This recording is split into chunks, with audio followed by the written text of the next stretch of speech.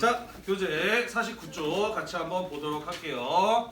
자, 우리 지난 시간에 이야기한 게 무엇이었냐면은 아관 파천 이후에 고종이 러시아의 보호를 받게 되면서 조선에서 러시아의 영향력이 확대되었습니다.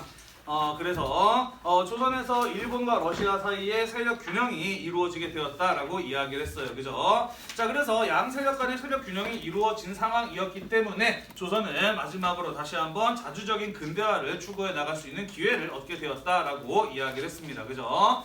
자, 그래서 민간 차원에서 시도되었던 자주적 근대화, 그게 바로 무엇이었냐면은 독립협회와 그리고 독립신문을 통한 국민계몽운동이라고 하는 것이었어요. 그죠? 그랬지? 네. 네. 그렇죠. 네. 자, 그리고 정부 차원에서 시도되었던 자주적 근대화의 시도가 대한제국의 수립과 광무개혁이었다라고 이야기를 했습니다. 그죠? 자, 그러면서 국민계몽운동을 차원에서 만민공동회 개최라든지 입헌제의 도입 같은 것들을 시도했습니다만은 고종의 결국에는 보수파의 세력의 반대 그리고 고종의 강제 명령에 의해서 독립협회가 해산당했다라고 이야기를 했습니다. 자, 한편 고종의 경우에는 황제의 즉위를 하고 대한제국의 수립을 선포하면서 자주적 근대화를 시도했어요. 그죠? 그 과정에서 광무개혁을 실시했었고 대한국국제라고 하는 우리나라 최초의 헌법을 제정하면서 황제권을 강화함으로써 대한제국의 나라를 지키려고 하였다라고 이야기를 했습니다. 자, 하지만 이러한 시도가 이루어질 수 있었던 것은 어디까지나 러일 간의 세력 균형이 이루어졌기 때문이었다라고 이야기를 했어요. 그죠? 자, 그리고 그 균형이 깨지는 사건이 일어나게 되었으니 그게 바로 러일 전쟁이었다라고 이야기를 했습니다. 자, 그리고 러일 전쟁에서 일본이 승리를 하게 되면서 일본은 청나라를 청일전쟁으로 몰아내고 러일 전쟁으로 러시아를 한반도에서 몰아내게 되면서 한반도에 대한 지배권을 장악하게 되었고 이후에 을사조약을 체결하면서 대한제국의 외교권을 박탈하고 또한 1910년 5년 뒤에는 한일 강제병합을 하게 되면서 한반도는 자주적 근대국가를 수립하는 데 실패하게 되었고 결국 일본의 식민지가 되었다라는 것까지 우리가 지난 시간에 이야기를 했었습니다. 맞나요? 네. 자, 이번 시간에 시간을 조금 뒤로 돌려서 청일전쟁이 끝나고 난 이후의 중국의 상황부터 마저 이어서 살펴보도록 하겠습니다. 같이 한번 봅시다. 자, 청일전쟁에서 패배한 결과 청나라는 일본과 무슨 조약을 맺게 되었냐면은 시모노세키 조약을 맺게 되었어요. 그죠? 자, 시모노세키 조약에서 청나라가 일본에게 지불해야 되는 배상금이 얼마였냐면은 밑줄 칩시다. 은 2억냥이라고 이야기를 했어요. 그죠? 자, 이 은 2억냥이라고 하는 금액의 경우에는 청나라 정부의 2년치 예산이었고 일본 정부의 4년치 예산에 해당한다라고 이야기를 했어요. 그죠?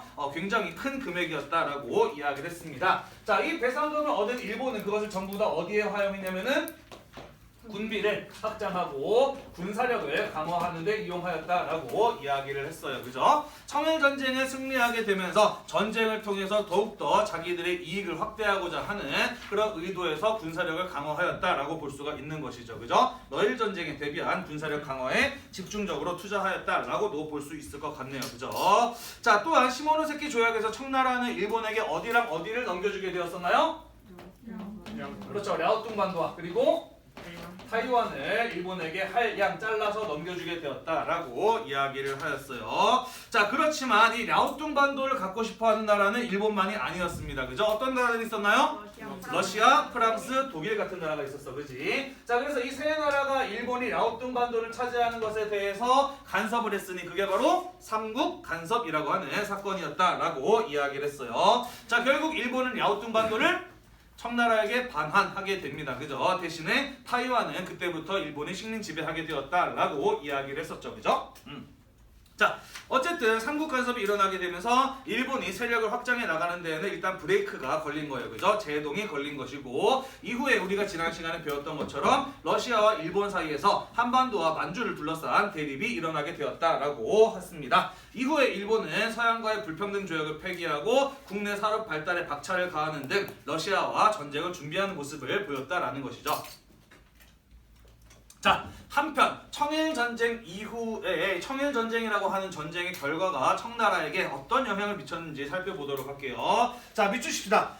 청일전쟁의 패배는 청나라에게 거액의 배상금의 부담을 물렸다라는 것이고요. 사실 그 배상금의 부담도 굉장히 컸지만 청나라 입장에서 더 큰 충격은 무엇이었냐면은 그들의 멘탈 공격이었어요. 아까 얘기하고도 연결이 되네. 정신적인 충격과 굴욕이 매우 컸다라는 것이죠. 자, 사실 1차 아편전쟁에서 패했을 때는 그렇게 충격받지 않았어요.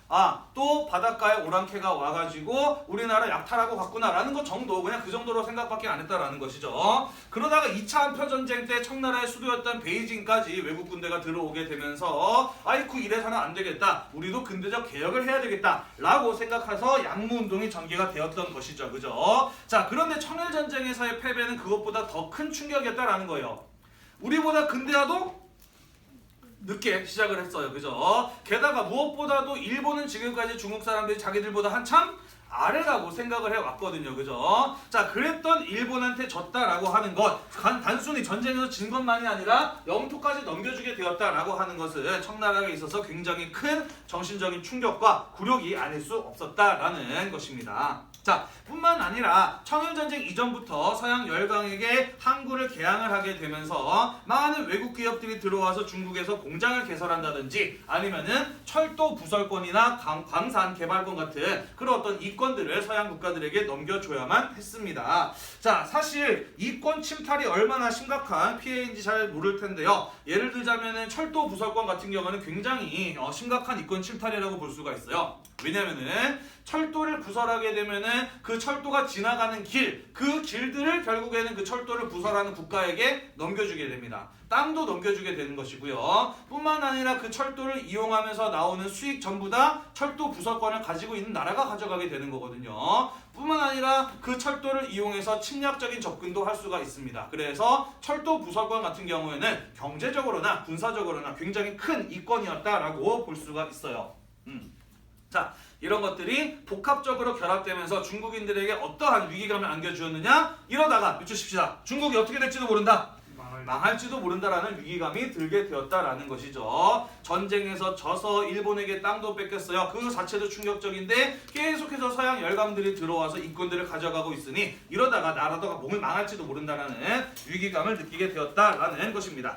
넘어갑시다. 자, 그래서 이러한 위기감 속에서 청나라가 두 번째 근대적 개혁을 시도하였으니 그게 바로 변법 자강 운동이라고 하는 것이고요. 미치십시다. 또는 무술변법이라고 하는 것이에요. 자, 변법이라고 하는 것은 무엇을 말하는 것이냐면은 개혁을 뜻하는 말입니다. 변법이라고 하는 것은 개혁을 뜻하는 말이에요. 자, 왜 이름이 무술변법이냐? 1898년이 무술년이었기 때문에 무술변법이라고 이야기를 하는 것이고요. 개혁을 통해서 스스로 강해지고자 하였기 때문에 변법 자강 운동이라고도 합니다. 자, 그렇다면 무술변법 또는 변법 자강 운동이 추진되어 나가게 되는 배경부터 살펴보도록 할게요. 배경은 방금 이야기했듯이 밑주십시다. 무엇의 패배였다? 청일전쟁에서의 패배였다라는 것이에요. 자, 그리고 앞선 수업 시간에 이야기를 했듯이 청일전쟁에서의 패배를 통해서 무엇의 실패를 확인할 수 있었다라고 이야기를 했었나요? 그렇죠. 지금까지 청나라가 추진해왔던 근대적 개혁 시도인 양무운동이 큰 성과를 거두지 못했음을 확인할 수 있는 것이 바로 청일전쟁에서의 청나라의 패배였다라고 이야기를 했습니다. 그죠? 자, 양무운동은 어떠한 원칙에 의해서 추진된 근대화 시도였다라고 이야기를 했었나요? 네 글자로? 그렇죠.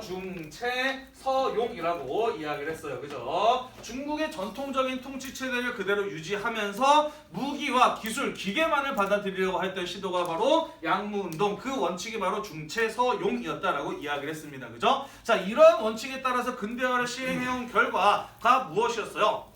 청일전쟁에서의 패배였어요. 그죠? 양무운동에서 의식과 제도에 대한 개혁이 이루어지지 않다 보니까 결국 우리가 청일전쟁에서 패배한 것이 아니냐라는 이러한 반성이 이루어지게 되었다라는 것이죠. 자, 따라서 무술변법 또는 변법 자강 운동은 무엇에 대한 개혁 시도였다? 미치십시다. 양문동에서 건드리지 않은 무엇? 의식. 그죠. 의식과 제도에 대한 개혁 운동이 바로 변법 자강 운동이었다라는 것이에요. 자, 이러한 주장을 했던 사람이 대표적인 인물이 누구냐면은 바로 캉유웨이라고 하는 사람이고요. 그의 제자였던 량치차오 같은 사람들도 이에 함께 동참했던 사람이 되겠습니다. 자, 캉유웨이라고 하는 사람은 무엇을 공부했던 사람이냐면요, 공량학을 공부했던 사람이에요. 공량학 들어본 기억이 나나요? 그렇죠. 청나라 때 고증학이라고 하는 학문이 발달했어요. 그거 무엇이었냐면은 문자의 옷과 같은 사상 탄압이 이루어지게 되면서 학자들은 자신의 생각을 밝히지 못하고 과거의 사실을 객관적으로 밝혀내려는, 검증하려는 그런 어떤 학문이 발달하게 되었으니 그게 바로 고증학이다 라고 이야기를 했었습니다. 그죠? 자, 그러면서 과거의 사실을 객관적으로 밝혀내기 위한 과학적인 탐구 방법이 활용되기는 했습니다만은 어디까지나 과거의 객관적 사실을 밝히는 데 집중하다 보니 고증학의 경우에는 현실 사회 문제에 대해서 외면할 수밖에 없었다라는 한계를 갖는다라고 이야기를 했었어요. 기억이 나나요? 네. 자, 그러다가 청나라 말기로 가게 되면서 이러한 여러 가지 사회적인 문제들이 나타나게 되자 현실 사회 문제에 대해서 외면한 고증학 말고 현실 사회 문제를 개혁할 것을 추구하는 공량학이 발달하게 되었다라고 이야기를 했었어요. 기억이 나죠? 그죠? 자, 그러한 현실 사회 문제를 개혁할 것을 추구하는 학문을 공부했던 사람이기 때문에 이럴 때 이제 변법 자강 운동 같은 것을 주도해 나가는 사람으로서 성장을 해 나갔던 것이죠. 자, 이 사람이 청나라 황제에게 올렸던 상소문이 있어요. 그게 바로 무엇이냐면 변법 자강책이라고 하는 것입니다.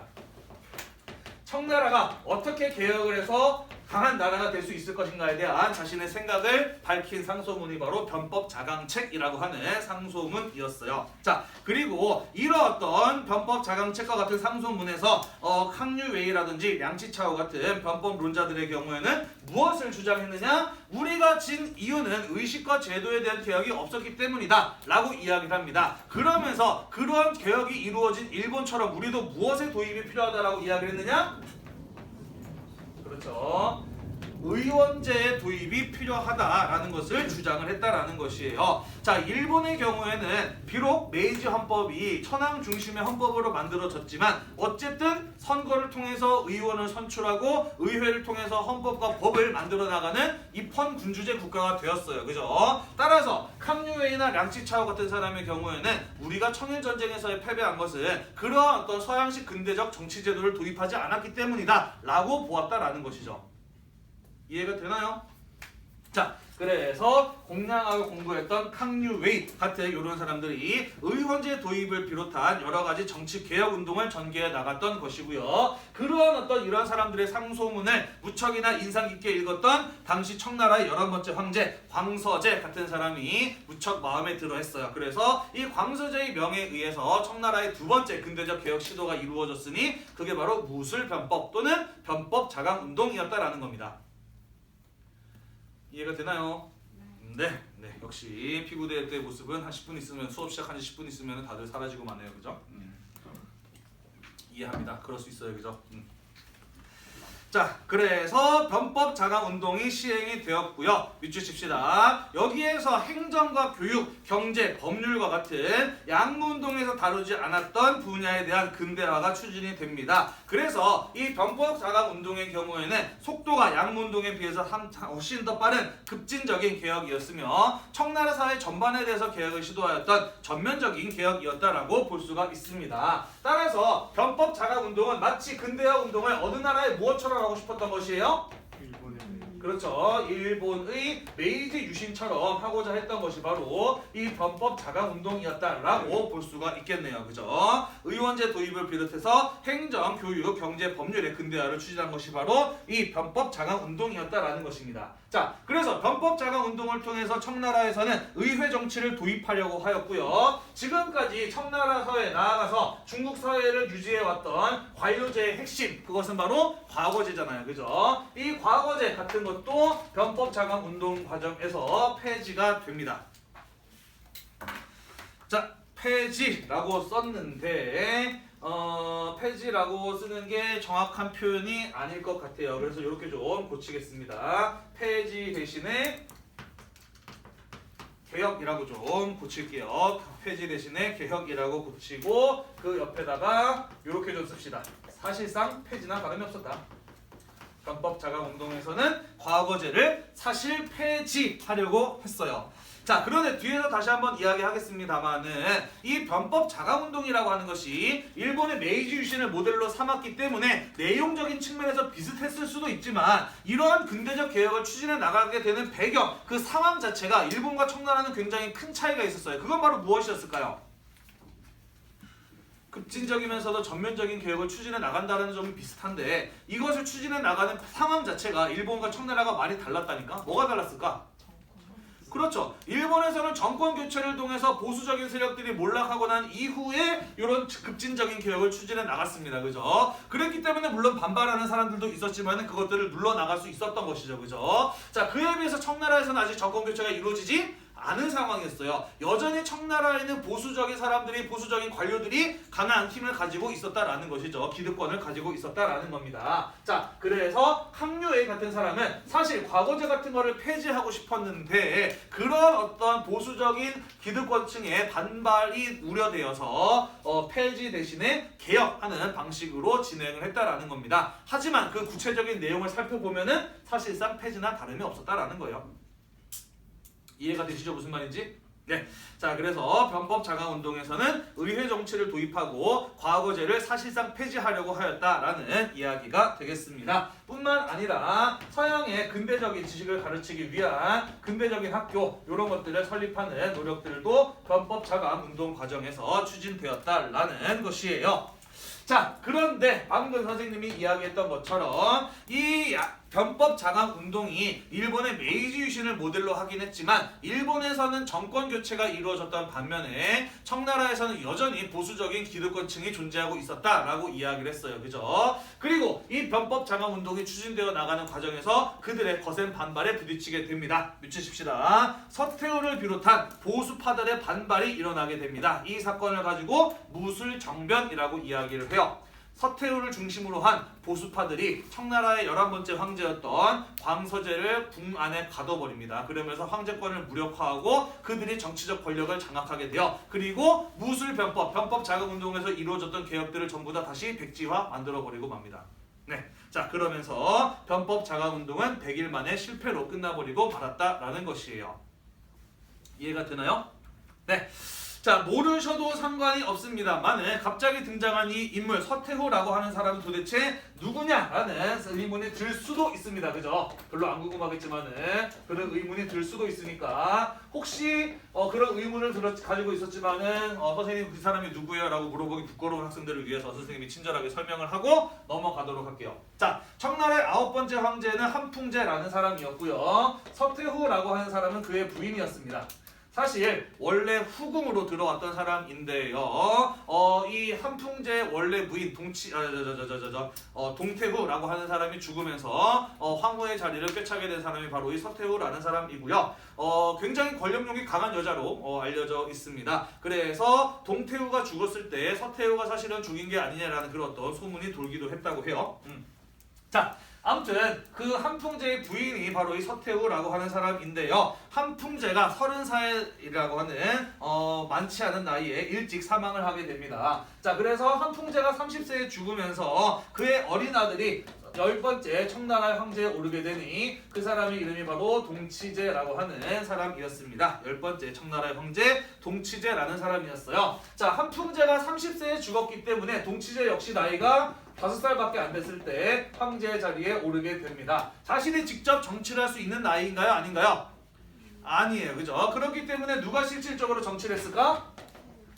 그렇죠. 어머니 서태후가 섭정을 하면서 실질적으로 청나라의 정치 권력을 장악하고 있었다라는 것입니다. 자, 그런데 이 동치제 같은 경우에는요 좀 불쌍해 보이는데 18살에 천연두에 걸려서 사망을 하게 됩니다. 당연히 자식도 아직 없었어요. 자, 그래서 지금 동치제가 죽게 되면서 황제의 뒤를 이을 사람이 없어져 버리고 말았습니다. 그래서 서태후는 어떻게 했느냐, 자기 여동생의 아들을 입양합니다. 자신의 자식으로 입양을 해요. 그리고 그를 황제의 자리에 앉혔으니 그게 바로 누구였냐면은 11번째 황제였고 이 변법 자강 운동을 추진했었던 광서제라고 하는 사람이었던 것이죠. 이해가 되시나요? 광서제 몇 살에 황제의 자리에 올랐느냐?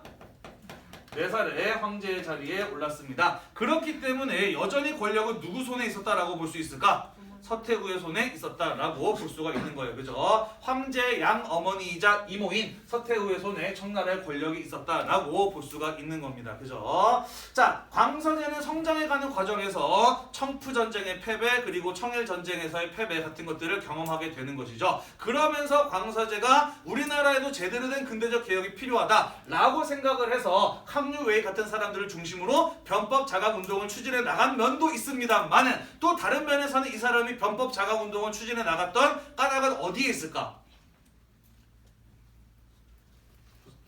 그렇지. 누구 손에서? 서태후의 손에서 벗어나고 싶은 거예요. 그죠? 정치개혁을 통해서 권력을 잡고 있는 자기의 양어머니자 이모를 둘러싼 이 세력들의 손아귀로부터 벗어나고자 하는 의도도 측면도 존재했었다라는 것이죠. 이해가 되시나요? 그렇기 때문에 서태후 같은 사람들이 이러이러한 변법 자강 운동을 추진해 나가는 모습을 가만히 보고 있었을까? 아니었겠죠. 그죠? 자, 그래서 서태후가 보수파들을 모아서 정변을 일으켜서 황제를 궁에다 가두고 무술 변법을 무효화시키고 권력을 장악하게 되었다. 그러면서 변법 자강 운동, 무술 변법은 100일 만에 실패로 끝나버리고 말았다라는 것이에요. 이해가 됐나요?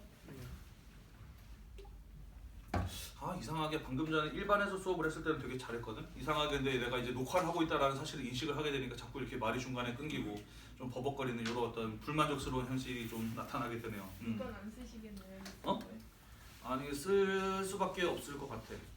왜냐면은 그런 식이면은 다음에 찍을 때도 또 이제 버벅거리는 수업을 한 번 더 해야 된다는 소리잖아. 할 수 없지 뭐. 인식을 안 하면서 최대한 수업을 진행을 해야죠. 그죠? 자, 아무튼 변법 자강 운동까지 정리가 됐나요? 넘어갑시다. 자, 두 번째 의화단 운동으로 가보도록 합시다. 의화단 운동. 자, 의화단 운동이라고 하는 것은 변법 자강 운동이 실패로 끝나자마자 일어난 사건이에요. 1899년에서부터 1901년까지 있었던 재미난 골 때리는 사건 의화단 운동이 되겠습니다. 자, 의화단 운동이 일어나게 되는 배경부터 살펴보도록 할게요. 자, 당시 청나라는 우리가 앞에서 이야기했다시피 서양과 일본을 비롯한 열강들에게 밑주십시다. 이권 침탈이 이루어지고 있었어요. 그죠? 그렇기 때문에 청나라 사람들은 우리나라의 이권을 빼앗아가는 서양에 대한 반감이 장난이 들 수밖에 없습니다. 그죠? 한편 2차 아편전쟁의 결과 베이징 조약이 체결되면서 크리스트교 포교의 자유가 주어졌어요. 그죠? 그러면서 많은 선교사들이 중국 내에서 들어오게 되면서 활동을 하게 되는데 그에 따라 밑줄칩시다. 청나라 사람들이 갖는 크리스트교에 대한 반감 역시 커지게 되었습니다. 선교사들이 들어와서 선교 활동을 하는데 왜 그들에 대한 반감이 커졌느냐? 이유는 여러 가지가 있습니다만 크게 오해나 이해 부족 그리고 신사친과의 충돌 같은 것을 예를 들어볼 수가 있을 것 같아요. 자, 오해란 무엇이냐? 예를 들자면 이런 겁니다. 크리스토교 포교하는 과정에서 고아원 같은 것들이 운영이 돼요. 그러니까 뭐 수녀님들이 들어와서 중국에 들어와서 고아원 같은 것들을 세우고 엄마 없이 떠돌아다니는 부모 없이 떠돌아다니는 애들을 데려와서 키우는 고아원 같은 것들을 운영을 한단 말이야. 복지사업 차원에서 진행을 하는 것이죠. 자, 그런데 어떤 일이 벌어졌느냐? 사실 고아들 같은 경우에는 부모 없이 여기저기 떠돌아다니면서 사는 애들이다 보니까 영양 상태가 별로 좋지 못했어요. 뿐만 아니라 고아원에 들어오기 이전에 이미 전염병에 걸려서 들어오는 사례들도 있었다라는 것이죠. 자, 그러다 보니까 얘네들이 고아원에 들어왔지만은 그 안에서 이미 가지고 들어왔던 병 때문에 죽어서 나가는 일들이 있었던 것이에요. 자, 하지만 중국인들이 보기에는 어때 보였을까? 멀쩡했던 애가 고아원에 들어와서 죽어서 나갔네? 뭐라고 오해를 했을까? 죽였다라고 오해를 하겠죠. 그죠? 어린 애들의 장기를 뽑아가지고 뭐 해먹는 거 아니냐, 팔아먹는 거 아니냐라는 이런 오해 같은 것들을 하기도 했습니다. 이해 부족 같은 것들은 뭐 이런 것들을 얘기를 들 수가 있을 것 같아요. 자, 청나라는 어쨌든 유교 성리학 사회였기 때문에 남녀노소가 한 군데 다 같이 모인다라는 거 상상하기 힘든 일이에요. 그죠? 남녀 실세 부동석이라 그래서 철저하게 그러지 분리된 상황들을 하고 있었잖아요. 그죠? 자, 그런데 서양에서 들어온 교회나 성당에서는 남녀노소 할 것 없이 모두 다 같이 예배당에 모여가지고 예배를 드리는 겁니다. 외부에서 봤을 때는 쟤네들 어떻게 저럴 수가 있지? 저 안에서 뭔가 변태적인 행위 같은 것들이 이루어지는 거 아니야? 라고 하는 그런 어떤 오해나 이해 부족 같은 것들이 있었다라는 것이에요. 또한 지역의 가난한 사람들을 돕는다든지 고아원을 운영한다든지 같은 이런 어떤 복지 사업들은 원래 누가 하던 일들이냐? 그 지역사회에서 영향력을 행사하고 있었던 신사층들이 하던 일들이에요. 그런 어떤 복지 사업들을 통해서 자신들의 영향력을 지역사회로 확대해 나가고 그 지역사회에서의 질서를 유지하는 데 활용했다라는 것이죠. 근데 그러한 사업들이 그리스도교 이제 선교사들이 들어와서 대신하게 되다 보니까 신사층들과 충돌이 일어나게 되는 겁니다. 이들이 청나라 사회의 전통적인 질서를 파괴할 수도 있다라는 그런 반감을 갖게 되었다라는 것이에요. 자, 그래서 이런 것들이 복합적으로 결합이 되면서 밑줄 칩시다. 서양과 서양 사람들이 믿는 서양 종교에 대한 반감이 커지게 되면서 교환이라고 하는 이른바 교환이라고 하는 반기독교 폭동 같은 것들이 일어나게 되었다라는 것이에요. 심심치 않게 중국 곳곳에서 반기독교 폭동 같은 것들이 여기저기서 일어났어요. 선교사들을 죽인다든지 교회를 때려 부수고 불을 지른다든지 같은 이런 어떤 반기독교 폭동 같은 것들이 심심치 않게 일어나고 있었다라는 것입니다. 왜냐하면 그들이 중국의 전통적인 질서를 파괴할 것이다 라고 생각을 했기 때문인 것이죠. 중국의 전통적인 파괴를 했다기보다는 그럴 수 있다라고 우려했기 때문이다. 자, 사실 그런데 이런 어떤 교환과 같은 반기독교 폭동 같은 것들이 일어나게 되면은 청나라 정부는 그런 것들을 무엇해야 할까요? 아이고 잘한다 해야 될까? 하지 말라 그래야 돼요. 그죠? 왜냐하면은요, 이런 반기독교 폭동 같은 것들이 일어나게 되면서 청나라 사람 손에 의해서 서양인이 죽거나 서양의 시설 같은 것들이 파괴되면은 청나라는 또 그것에 대해서 사죄하고 배상을 해야 돼요. 안 그러면은 그걸 핑계로 또 얘네들이 뭔가 전쟁을 벌일 수 있었던 상황이었기 때문인 겁니다. 이해가 되시나요? 네. 자, 그래서 청나라 정부에서는 지금까지는 이런 어떤 반기독교 폭동, 교환 같은 것들이 일어나게 되면은 그런 것들을 하지 말라고 절저하게 막고 말리고 만약에 어쩔 수 없이 일어났다고 한다면 그에 대해서 열강들에게 사과를 하거나 배상을 하거나 돈이 없으면 이권을 넘겨주거나 이러고 있었다라는 것이에요. 자, 그런데 그러던 와중에 의화단 운동이 일어나게 되었던 것입니다. 의화단이란 무엇이냐면요. 밑줄 칩시다. 백년교의 한 분파로 의화권교라고 하는 종교가 있었는데 그 종교를 믿는 사람들이 이제 만든 단체가 바로 의화단이라고 하는 단체였습니다. 자, 백년교라고 하는 거 들어본 적이 있나요? 없어요? 네, 우리 들어본 적이 있어요. 언제 들어봤냐면은 원나라 말기에 이 백년교를 믿는 사람들이 머리에 붉은색 띠를 두르고 한족의 나라를 되찾자라고 하는 저항 봉기를 일으켰습니다. 그게 바로 무엇이냐면 홍건적의 난이라고 하는 것이었어요. 그죠? 백년교라고 하는 것은 오래전부터 대략 한 송나라 때 시작된 걸로 보고 있는데 오래전부터 중국의 하층 농민들을 중심으로 믿어왔던 미신적인 종교가 바로 이 백년교라고 하는 종교였고요. 그 백년교의 여러 가지 갈래 가운데 의화권교라고 하는 한 분파가 있었던 겁니다.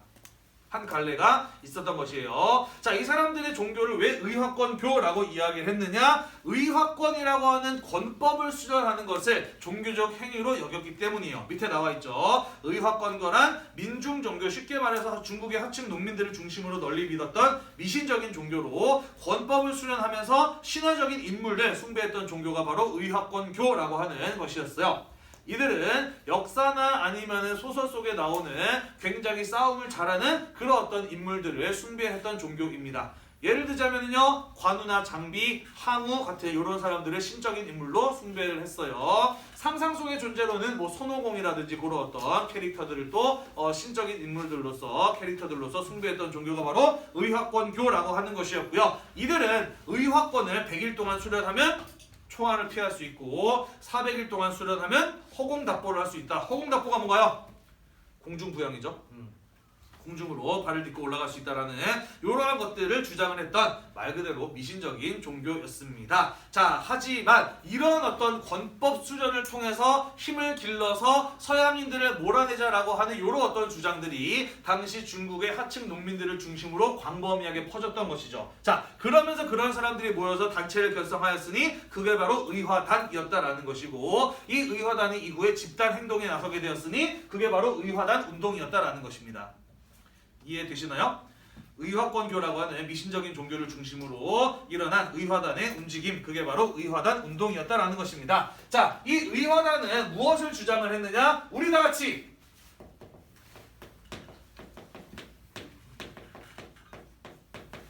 부청멸양하자라고 주장을 했어요. 부청멸양하자라고 주장을 했습니다. 자, 부청멸양이란 무엇이냐? 부청, 믿으십시다. 청왕조를 돕자, 멸양, 서양 오랑캐 귀신들을 몰아내자라는 구호가 바로 부청멸양이었다라는 것이죠. 이러한 서양과 서양 종교에 대한 반감 같은 것들이 커져가는 가운데에서 의화단을 중심으로 서양을 몰아내자라고 하는 그런 어떤 집단적인 움직임이 일어나게 되었으니 그게 바로 의화단 운동이었다라는 것이에요. 계속 밑줄칠게요. 어디에서 봉기했느냐? 산둥 지역에서 처음 그 봉기가 시작이 됐습니다. 산둥 어디인가요? 산둥 어디인가요? 여기죠, 그죠? 여기가 랴오뚱반도고 여기가 산둥반도잖아요, 그죠? 자, 랴오뚱반도가 중국의 경제 군사적 요충지였던 것과 마찬가지로 이 산둥반도 같은 경우에도요 굉장히 중요한 땅이었어요. 중국 대륙에서 바다 쪽으로 삐쭉 삐져 나온 땅이었기 때문에 여기도 지리적으로나 군사적으로나 경제적으로나 상당히 중요한 가치를 갖고 있는 땅이었다라고 볼 수가 있습니다. 자, 그래서 이 산둥 지역 같은 경우에는요 서양 열강에 의한 이권 침탈이라든지 아니면 서양 선교사에 의한 선교 활동이라든지 아니면 이 서양이라든지 일본을 비롯한 열강들에 의한 군사적 침략, 이러한 것들이 유독 다른 지역에 비해서 집중되었던 곳이었다라고 볼 수가 있습니다. 이권 침탈이나 선교활동, 군사적 침략 이러한 것들이 집중되었던 지역이 바로 산둥 지역이었다. 따라서 산둥 지역의 경우에는 다른 지역들에 비해서 서양이나 서양 열강에 대한 반감이 훨씬 더 어땠었다라고 볼 수 있을까요? 컸던 지역이었다라고 볼 수가 있는 것이죠, 그죠? 그리고 그 지역을 중심으로 해서 의화단 운동이 일어나게 되었다라는 겁니다. 무엇을 구호로 외쳤다고? 부청멸양을 구호로 외쳤다고요, 그죠? 자, 그래서 이 사람들 뭘 했느냐? 여기저기 다니면서 서양인이 보이면 가서 때려 죽였어요. 그리고 서양인들이 만들어 놓은 철도라든지 학교라든지 교회라든지 이런 것들 보면은 가가지고 부수고 불태우고 하는 짓들을 벌였습니다. 그런 어떤 서양인과 근대 시설에 대한 공격과 파괴적 행위를 일삼았던 것이 바로 이 의화단 운동이었다라는 것이죠. 자, 이런 반기독교 폭동 내지는 반서양 폭동 같은 것들이 일어나게 되면은 원래 청나라 정부는 뭐 해야 됐다라고 이야기를 했어요? 막아야 돼요, 그죠? 안 그러면은 열강들한테 또 다시 사죄하고 배상하고 이권 넘겨주고 해야 됐기 때문이다라고 이야기를 했잖아요, 그죠? 자, 그런데 의화단 운동 언제 시작됐어요? 1899년에 시작됐어요, 그죠? 그 직전에 뭐가 있었어요?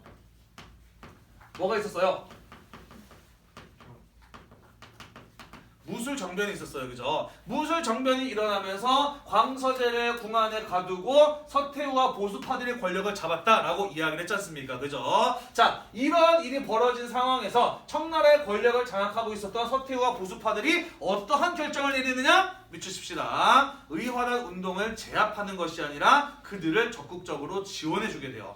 서태후가 뭐라고 이야기를 했냐면은 부청멸양, 청나라를 돕자라고 하는데 어찌 같은 청나라 사람이 내가 그것을 무시할 수가 있느냐라고 이야기를 하면서 이들을 진압해야 됐던 청나라 정부가 오히려 그들을 지원하는 모습을 보여주게 됩니다. 그러면서 베이징의 성문을 열어주고요. 얘들아, 여기 베이징 안에도 서양인들 짠뜩 있다, 와서 죽여라 라고 이야기를 합니다. 그래서 의화단은 자연스럽게 베이징으로 들어가게 되는 것이고, 믿으십시다. 베이징을 점령하고서는 서양 시설에 대한 무자비한 파괴와 서양인들에 대한 살해 같은 행위들을 벌이게 되는 것이죠. 자, 의화단 운동이 일어났다라고 소식을 들었던 일본을 비롯한 서양 열강들은 당연히 청나라 정부가 어떻게 할 것이라고 생각을 하고 있었을까? 그것을 막고 제압할 것이라고 생각을 하고 있었어요. 그런데 보여준 행동이 무엇이었어요? 그들을 도와줬어요. 그죠? 이거 뭐 하자는 거야?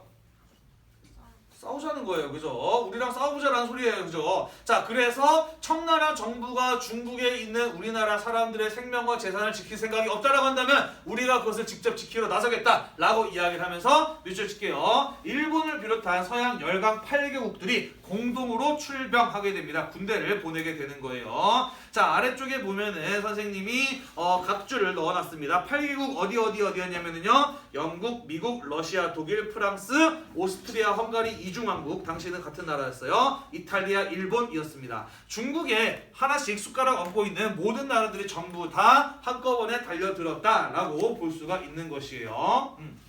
자, 열강 8개국의 공동으로 출병했던 군대 약 2만 명이었다라고 합니다. 그리고 당시 베이징에 머무르고 있었던 의허단원들은 약 20만 명이었다라고 이야기를 해요. 2만 대 20만의 대결입니다. 당연히 누가 이겼을까요? 네, 당연히 이만이 이겼죠. 왜 이만이 이겼을까요? 아까 의화단이라고 하는 것은 뭐라 그랬어요? 의화권교를 믿는 사람들이라 그랬어요. 그죠? 의화권교는 뭐라고 이해하겠어요? 100일 동안 수련하면 총알을 피해갈 수 있고 400일 동안 수련하면 허공답보 공중을 날아다닐 수 있다 라고 믿었던 사람들이에요. 그죠? 실제로 100일 동안 의화권을 수련한 사람들이 총알을 피할 수 있었을까? 아니에요. 의화단을 지도하는 사람들은 어쨌든 우리가 수적으로 우세하니까 용기를 가지고 열심히 달려가면 쟤들을 제압할 수 있다라고 생각했습니다. 그래서 의화단 단원들에게 부적을 써줘요. 이 부적을 가슴에 붙이면 총알이 피해갈 것이다 라고 하면서 가슴에 부적을 하나씩 붙여줍니다만은 그 부적을 붙인 사람들 총알을 피했을까? 아니에요. 그죠? 이들은 서양 8개국이 가지고 있었던 열강 8개국이 가지고 있었던 최신식 근대화된 무기 앞에서 그야말로 일방적으로 학살을 당합니다. 몰살 당해요. 자, 그러면서 열강 8개국 공동 출병에 의해서 의허단은 몰살되고 진압되어 버리고 말았다라는 것입니다. 결국 청나라는 이 열강 8개국과 새로운 조약을 맺으면서 이 상황을 수습해야 됐는데 그때 맺어진 조약이 바로 무엇이었냐면은 신축조약이라고 하는 것이었어요. 의허단 운동이 끝난 결과 신축조약이 맺어지게 되었다라는 것입니다. 신축조약 1901년에 맺어진 조약이었어요. 자, 그 내용은 무엇이었냐면요. 첫 번째, 이 청나라는 열강 8개국이 입은 피해에 대해서 배상금을 지불한다라는 것이었는데 그 금액이 얼마였냐면은 원금 4억 5천만 냥에 이자 9억 냥이었다라고 합니다. 자, 우리 지난 시간에 배웠던 청일전쟁에서 청나라가 일본에게 물어줘야 됐던 배상금이 얼마였죠?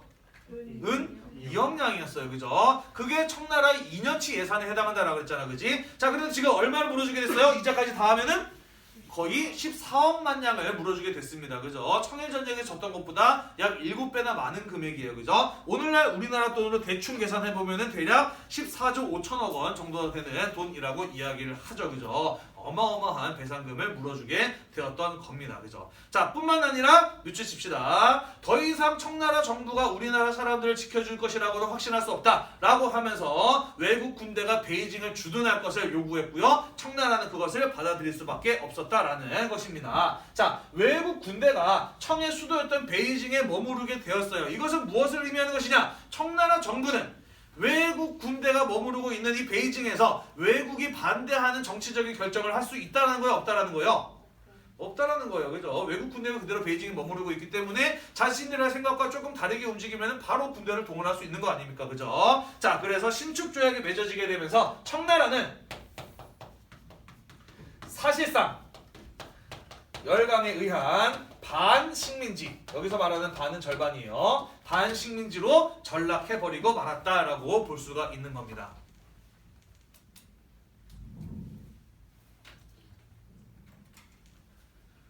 이해가 되셨나요? 이거 뭐 옆에 나왔어요? 네. 사실상 반식민지로 전락해버리고 말았다라는 것입니다.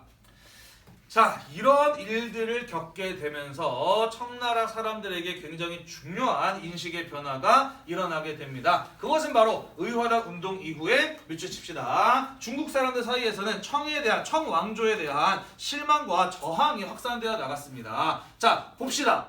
서양인들에 의해서 이권 침탈 같은 것들이 이루어지고 있는 상황에서 민중들이 서양에 대한 반감 가질 수 있나요?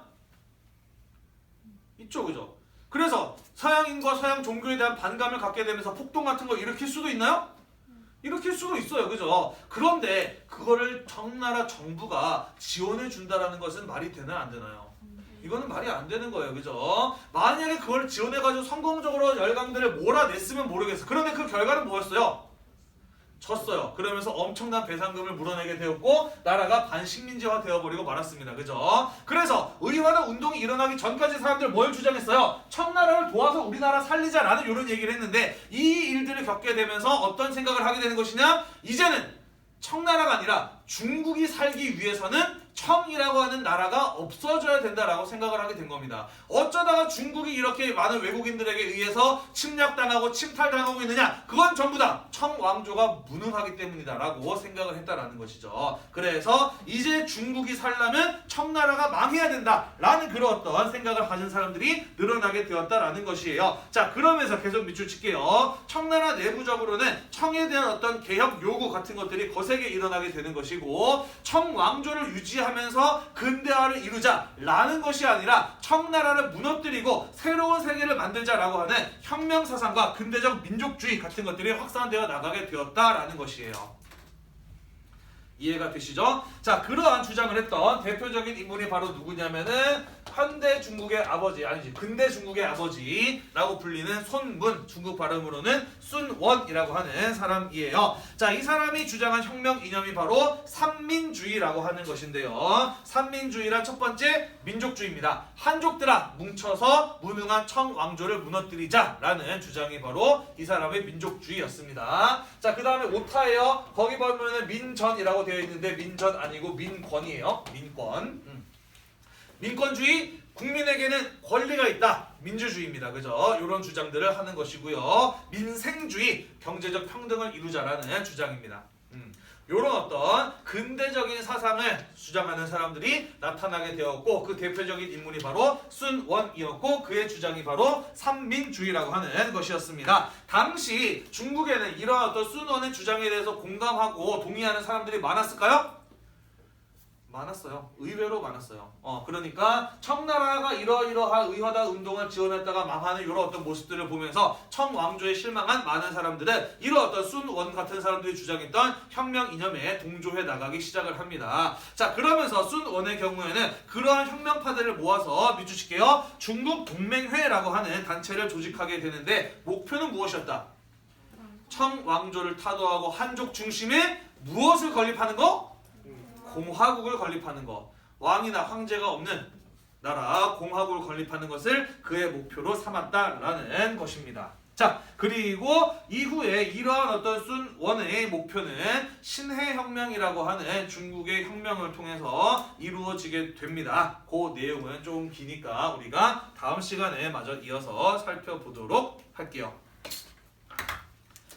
오늘이 12월 1일이죠. 그죠? 자, 한편 이런 일들을 겪으면서 서태후 같은 보수파들도 이제는 우리도 근대적인 개혁이 필요하다라고 생각을 하면서 이 청나라 정부가 주도하는 마지막 근대적 개혁 시도가 이루어집니다. 그게 바로 신정이라고 하는 것이거든요. 다음 시간에 신해혁명과 신정에 대해서 한꺼번에 마저 이어서 살펴보고 2학기 시험 범위 진도를 끝내보도록 하겠습니다. 수고했어요. 이게 마지막이야. 청나라 망했는지. 응? 청나라 망해요. 그래. 자, 오늘도 공부하느라 고생이 많으셨고요. 오늘 수업 영상이 여러분들의 공부에 도움이 되셨다면 구독과 좋아요 잊지 말고 눌러주세요. 안녕. 다시 하면 안 돼요? 왜? 하면 안 돼요?